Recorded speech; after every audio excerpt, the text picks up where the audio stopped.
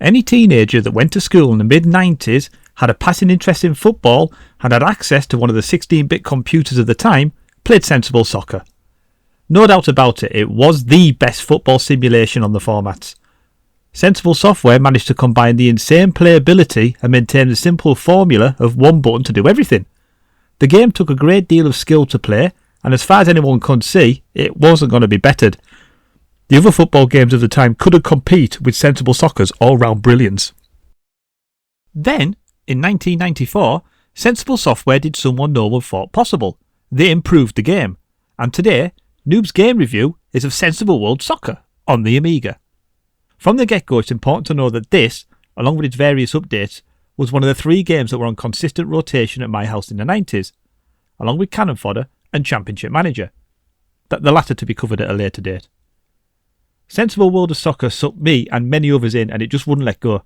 The insane amount of leagues and competitions available, the game's mechanics, the different abilities of the players, and the manager mode made this the football game to have. Henry Lowood, curator of the History of Science and Technology collections at Stanford University, combined the list of the 10 most important video games of all time. Sensible World of Soccer was included on this list. It was the only game in the list that was developed in Europe, it was the only sports game, and it was the most recently released.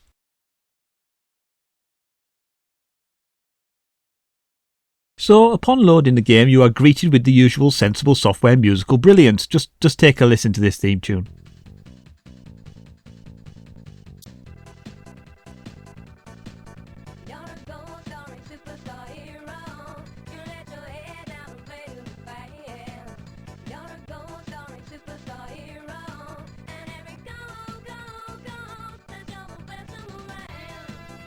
Then you're into the options screen.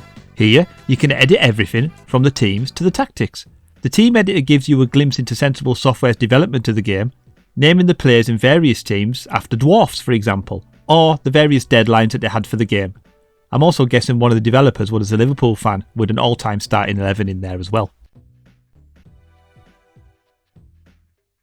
You can play with the friendly options, or you can set up your own competition, or you can play one of the predefined tournaments.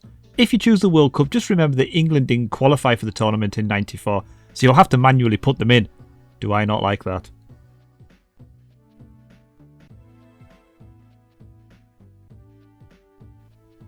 All this mirrors the previous games, however the real star of the show is the career mode. Here you choose to guide a team from the thousands available from all over the globe, from the English Premiership down to really basic poor leagues, like the Scottish Premiership.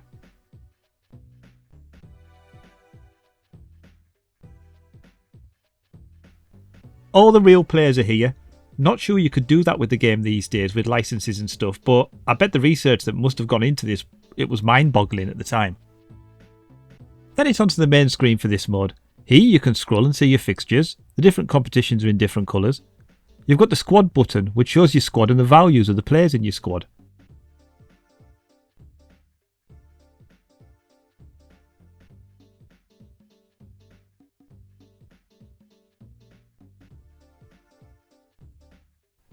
You've got the transfer market, but more on that later.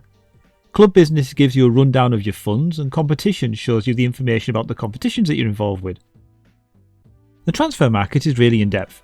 You can choose to browse players on the transfer list,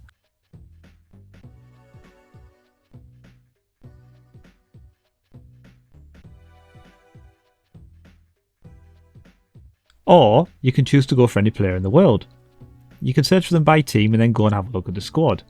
If they're in your price range, this was 1994 remember, when Alan Shearer was in his prime, you can even try to buy a Man United player for Liverpool. I always did like Andrei Kanchelskis. There's no contract negotiations. If you've got enough money, they come to you. You can also offer to exchange players as well to bump up the price. If you want to offload players, Nigel Clough anyone? You place them on the market and other clubs can bid for them. Once on the market, you are warned after matches if anybody's interested. You can choose to outright reject them, you can accept them, or you can even haggle the price.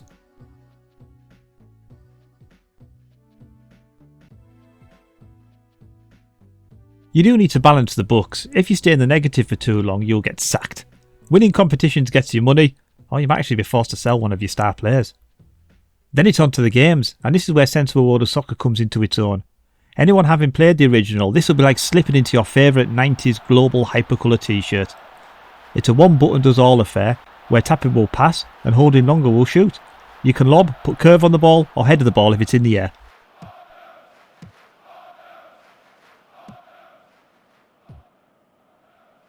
In this game though, the individual player's skill really shows.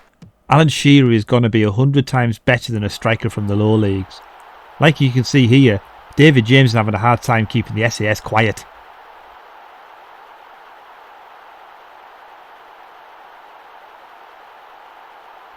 There are the usual football issues. You get yellow and red cards, there's penalties, free kicks, and your players can even get injured.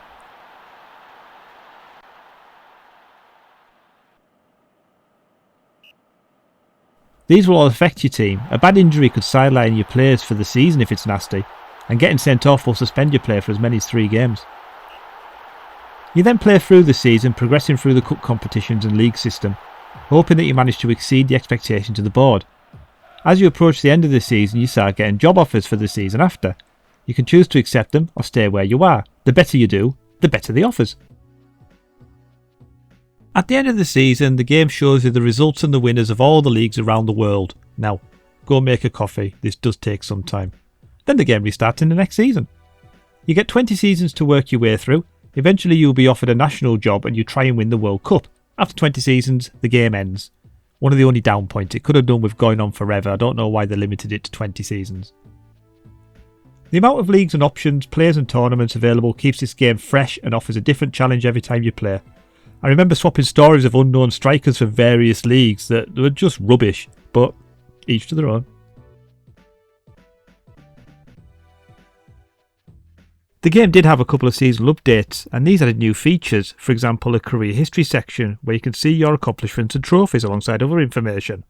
Altogether there were 3 updates alongside the original Sensible World of Soccer game. It has also had re-releases over the years, but we don't talk about the PlayStation 2 version. They were poor, and honestly they were a travesty to the Sensible Soccer name. The version we've looked at today still remains one of the best football simulations out there. It doesn't rely on complicated button combinations to pull up a simple move, unlike other game franchises we can mention. And this is football at its best, and maybe, if you play it, you could also be a goal-scoring superstar hero.